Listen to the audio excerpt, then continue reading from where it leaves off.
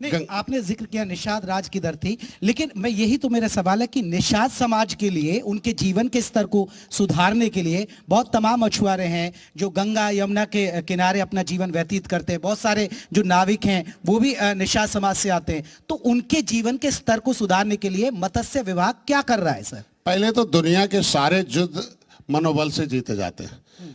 मुगलों ने हमारे उस मनोबल को तोड़ा था।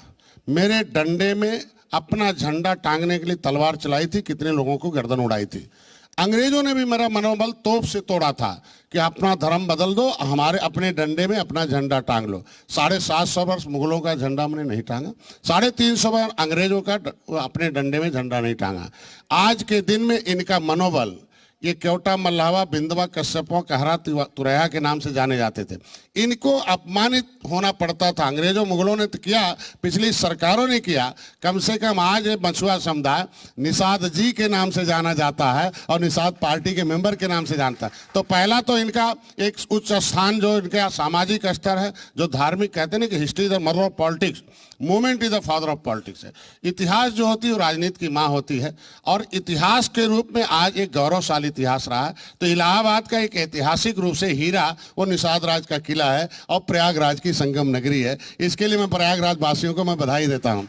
आज के दिन मछुआ समुदाय के लिए जो विभाग की बात बार बार कह रहे हैं, उसके लिए दूसरे चरण में कि इनकी अर्थव्यवस्था को अंग्रेजों ने कानून बना के खत्म किया, क्योंकि बिना जड़ के बिना रोग के पता लगाए इनका रोग ठीक नहीं हो सकता।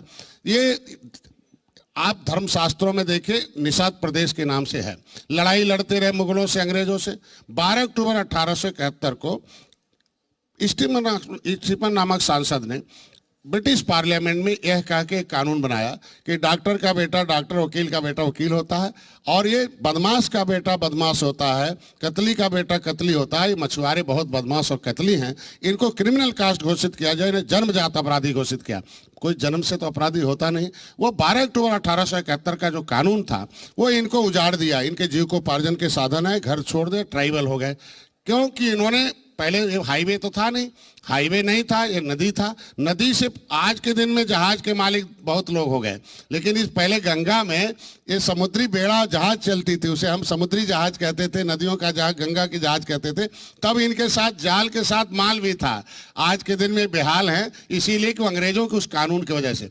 पिछली सरकारों ने criminal tribes act inquiry committee 1949-50 बना, उसके आधार पर इनके सर्वे जब हुआ, अंथा समय नंगेर कमेटी ने, ये जब पटेल जी ने उन्होंने अपने सचिव की अध्यक्षता में बनाए, उसने लिखा कि मछुआरों की दशा, इस क्रिमिनल कास्ट से प्रभावित लोगों की दशा SC ST से भी खराब है। ये तो घर पर रहते नहीं है, ये तो नदी कट गई, उजड़ गए, घर इनका उजड़ गया, अपने मूल स्थानों से उजड़ गए। अंग्रेजों ने तो उजाड़ा था, प्रकृति ने भी उजाड़ दिया। इन्हें बसाने के लिए, इन्हें शिक्षा, स्वास्थ्य, रोजगार के लिए ये लोग राजनीति के शिकार हो गए। कहते हैं कि history the mother of politics, movement is the father of politics. कुछ है नहीं। पहले राजा निषाद राज गार्जियन थे पूरे देश के, भगवान राम गार्जियन थे, तलवार के बल पर मुगल और अंग्रेज गार्जियन हो गए तोप के। आज पिछली सरकार भी इनको पौआ पिला के गार्जियन बनी।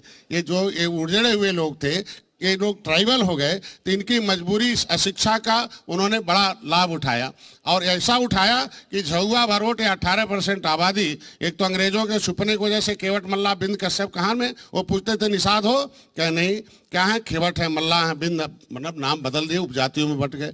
फिर उसके बाद जब नहीं मिले तो फिर ब्रिटिश पार्लियामेंट में फिर आया कि क्या मामला हुआ, नहीं कहाँ है मछुआरे, अभी कत्ल कैसे हो रहा है, कैसे अंग्रेजों मारे जा रहे हैं। तो उन्होंने कहा यार, उनकी औरतें जो होंगी, उनके जो पेट में जो बच्चा होगा वो मछुआरा तो होगा, पकड़ो।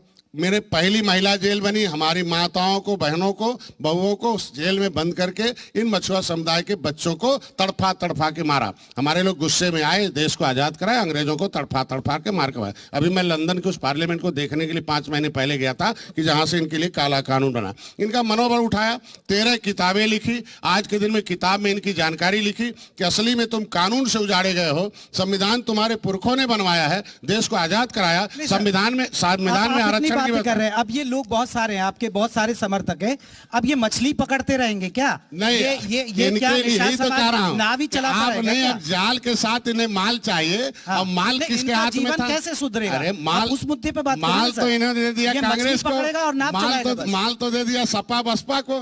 बटन पॉलिटिक्स कुछ होती नहीं है, बजट बनाती है। बजट का मतलब जनता से रुपया लेना और जनता को कागज में देना। इनके नियम लोकतंत्र का ही है कि जनता से टैक्स ले जाएं, जमीन से पैसे ले जाएं और उनको शिक्षा, स्वास्थ्य, रोजगार पैसे के पेड़ के रूप में दें। तो इनकी आबादी के अनुसार अगर इन्हें बजट में हिस्सा मिला होता, नौकरी में हिस्सा मिला होता, इनको हर क्षेत्र में हिस्सा मिला होता, तो उसके लिए इनको आज विकास हो गया होता। इनके आरक्षण की सुविधा दी गई है लोकतंत्र के उस संविधान में कि उस आरक्षण के माध्यम से इन लोगों को आरक्षित की गई कि जो कमजोर हैं उन्हें विकास की मुख्यधारा में लाया जाए। लेकिन बेईमानों ने 1991 तक इनको मझवार के नाम सर्टिफिकेट मिलता रहा। लेकिन जब ये लोग क्रिमिनल कास्ट से प्रभावित थे तो ये कैसे लेने जाएंगे? 1947 में देश आज़ाद हो गया, 1952 तक वो क्रिमिनल कास्ट घटा नहीं। जब वो जो संविधान में कमेटी में जो सदस्य थे वो भी इनके लिए उतना महत्वपूर्ण स्थान नहीं दिया। जब ये 5 साल 16 दिन देश को आज़ाद होने के बाद गुलाम थे तो पहला एक सरकार तो गुलामी में खत्म हो गया। उस कानून से ये लेने नहीं।